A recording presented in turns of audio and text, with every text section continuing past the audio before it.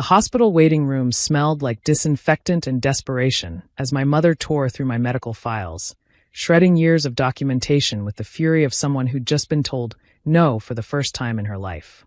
"You owe her your life, Amara," she screamed, paper fragments floating around her like confetti at the world's worst party. "She's dying, and you're sitting there being selfish." I sat calmly in the uncomfortable plastic chair, watching my birth mother, a woman I hadn't seen in 15 years, destroy the careful records I'd brought to prove why I couldn't be my sister's bone marrow donor. Not that she was interested in reasons.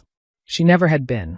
"Mrs. Winters," Dr. Patel said firmly, "please stop destroying hospital property. Security is on their way." "Good." Mom whirled on him. "They can arrest this ungrateful brat for murder. Because that's what this is. She's murdering her sister." My sister Caitlin sat in her wheelchair, pale from chemo, but still managing to smirk at me with the same cruel expression she'd perfected by age 10. The same look she'd worn when she pushed me down the stairs and told our parents I'd jumped. When she'd burned my acceptance letter to art school. When she'd convinced our parents I was mentally unstable and needed to be institutionalized at 16. "I'm not murdering anyone," I said quietly. "I'm just not compatible." "Liar." My father spoke for the first time, his voice the same booming authority that had terrified me as a child. "You haven't even taken the test. You're just trying to punish us." I pulled out my phone and showed them the email from the National Marrow Registry. "I took the test 6 months ago when I first heard Caitlin was sick. I'm not a match." "Then take it again," Mom demanded. "Tests can be wrong. You're her sister. You have to be a match." "That's not how genetics works," Dr. Patel tried to explain, but they weren't listening. They never listened to anyone who contradicted their version of reality. "I'll sign whatever papers you need," I told Dr. Patel, ignoring my family. "For the more comprehensive genetic panel you mentioned." He nodded, looking relieved. "The results will be ready within the hour. It's a simple blood test that will definitively show." "She's lying about something," Caitlin interrupted, her voice weak but still sharp with malice. "She always lies. Check her thoroughly, doctor. Maybe she's been taking drugs to alter the results. Even dying, she couldn't resist trying to manipulate the narrative. Some things never changed." "That's not possible," Dr. Patel said patiently. "Genetic markers can't be altered by drugs." "Just do the test," I said, rolling up my sleeve. "Let's end this once and for all." As the nurse drew my blood, my mother continued her tirade. 23 years we raised you. Fed you, clothed you, gave you everything. And this is how you repay us? By letting your sister die. "You threw me out when I was 16, I reminded her. "For reporting what Caitlin did to me." "More lies," Dad bellowed. "You were disturbed. Making up stories. We did what was best. You had me committed to a psychiatric hospital for 3 months, I said, my voice steady despite the memories threatening to surface. "Because I finally told a teacher that Caitlin had been physically abusing me for years. Because I showed them the bruises, the scars. Because I had proof." "Drama queen," Caitlin wheezed. "Always playing the victim." "The hospital records from my stay are public record," I continued, "including the psychiatrist's notes that I showed no signs of mental illness. That my injuries were consistent with physical abuse. That you had me committed to silence me. Ancient history," Mom dismissed. "Your sister needs you now. Family helps family." "Family." I tasted the word like something bitter. "Is that what we were?" When Caitlin broke my arm, accidentally 3 times. When she put bleach in my shampoo. When she told everyone at school I was adopted and my real parents were criminals. "Childish pranks," Dad said. "Kids fight. You're being dramatic, as usual." I looked at Dr. Patel. "How long until the results?" "About 45 minutes now," he said, clearly uncomfortable with the family drama unfolding in his department. "Perfect." I settled back in my chair. "We'll wait. While she's dying." Mom gestured wildly at Caitlin. "Every minute counts. If I'm not a match, every minute of arguing is wasted anyway," I pointed out. "And if somehow the test was wrong before, we'll know soon enough." "When I get better," Caitlin said, her eyes locked on mine, "I'm going to make sure everyone knows what kind of person you really are. How you made me wait, made me suffer, just to be cruel." "If you get better," I said mildly, which made her face contort with rage. The waiting was almost peaceful, in a way. My family alternated between threats, guilt trips, and revisionist history. I scrolled through my phone, occasionally correcting their more egregious lies, but mostly just existing in their chaos without letting it touch me. It had taken years of therapy to reach this level of detachment, but it was worth every session. Security arrived after 20 minutes, but Dr. Patel asked them to wait. The test results will resolve this situation, he assured them. You know what I think? Mom said suddenly. I think you've poisoned her mind against us. Therapists, probably. Filling your head with victim complexes and false memories. My therapist is excellent, I agreed. She helped me understand that being set on fire by your sister at age 12 isn't normal sibling rivalry. You were barely singed, Caitlin protested. And it was an accident. You posted on Facebook that you did it on purpose. I have screenshots. Fake, she said immediately, but her eyes darted away. Dr. Patel returned with several papers and an expression I couldn't quite read. I have the results. But first, I need to ask, Amara, are you aware of any discrepancies in your family history? My mother went very still. What kind of discrepancies? The genetic panel shows something unusual, he said carefully. Amara, you're correct that you're not a compatible bone marrow donor for Caitlin. But the reason is unexpected. Just say it, I said, though something in my mother's face made my heart race. You're not biological sisters, Dr. Patel said. In fact, there's no genetic relationship at all. Not half-siblings, not cousins. No blood relation whatsoever. The silence that followed was deafening. I looked at my parents, at the people I'd called my parents, and watched the color drain from their faces. That's impossible, Dad said, but his voice lacked its usual conviction. The test is conclusive, Dr. Patel said. I ran it twice to be sure. I laughed. I couldn't help it. The sound bubbled up from somewhere deep inside. A mix of hysteria and vindication and sudden, crystal-clear understanding. Oh my God, I said. I'm adopted. I'm actually adopted. And you never told me.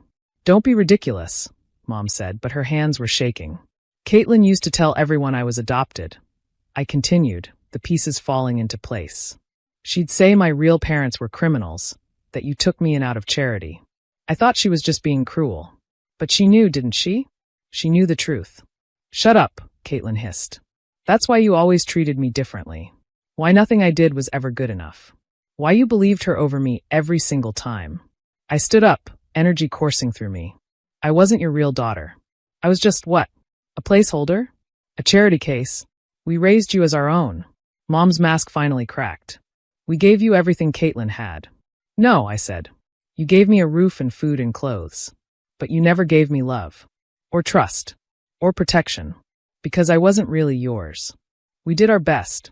Your best included letting your real daughter torture me for 16 years? I turned to Dr. Patel. Thank you for the test.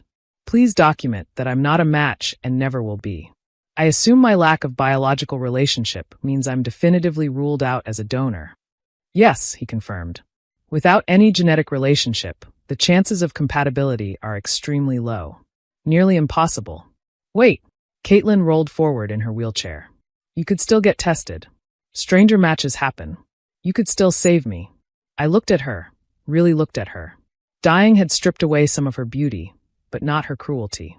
She was still the same person who'd made my childhood a living hell, who'd taken joy in my pain, who'd been enabled every step of the way by parents who knew I wasn't really theirs.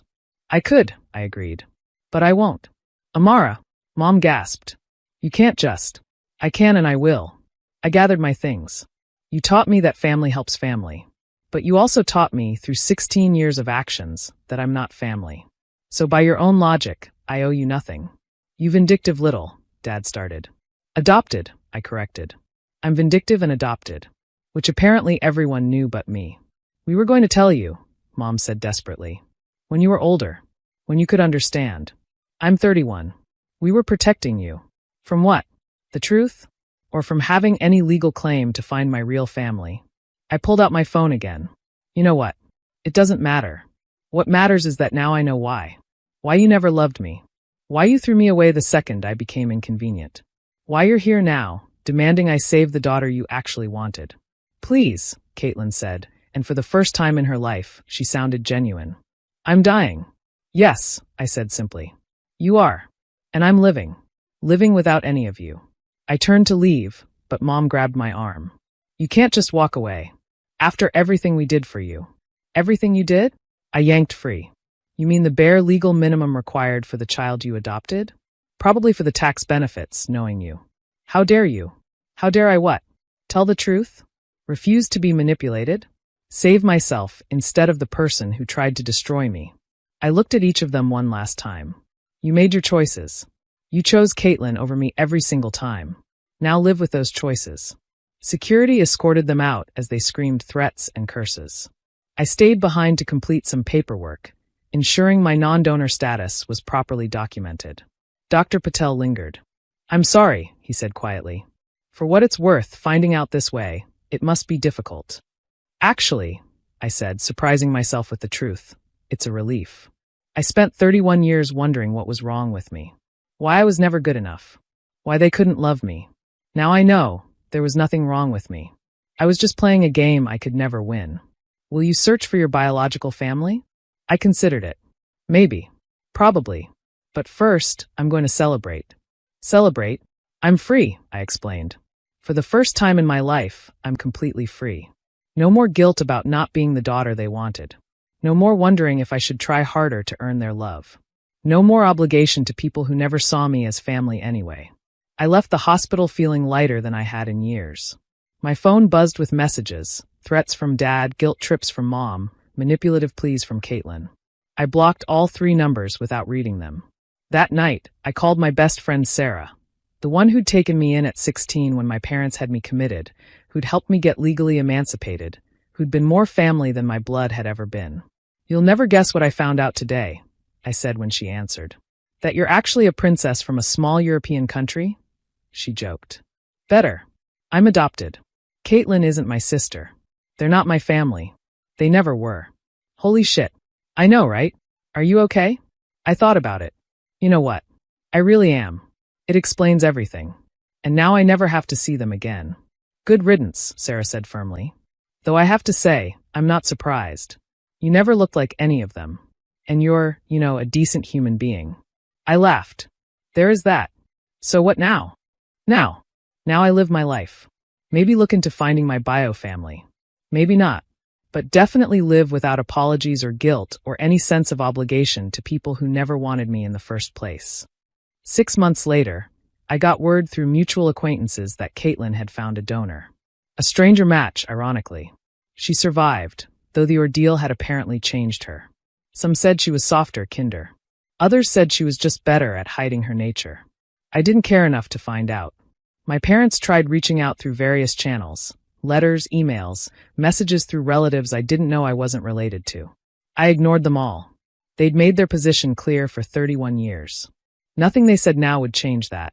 I did eventually request my adoption records. Turns out I wasn't adopted as a baby, but at age 2, after my biological parents died in an accident. There were no other relatives to take me.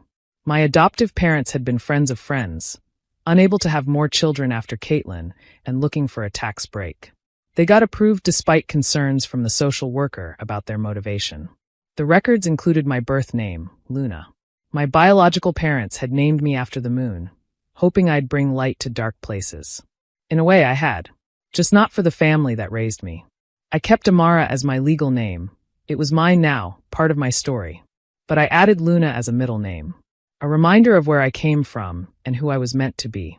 A year after that hospital revelation, I was at a coffee shop when I saw a familiar figure through the window.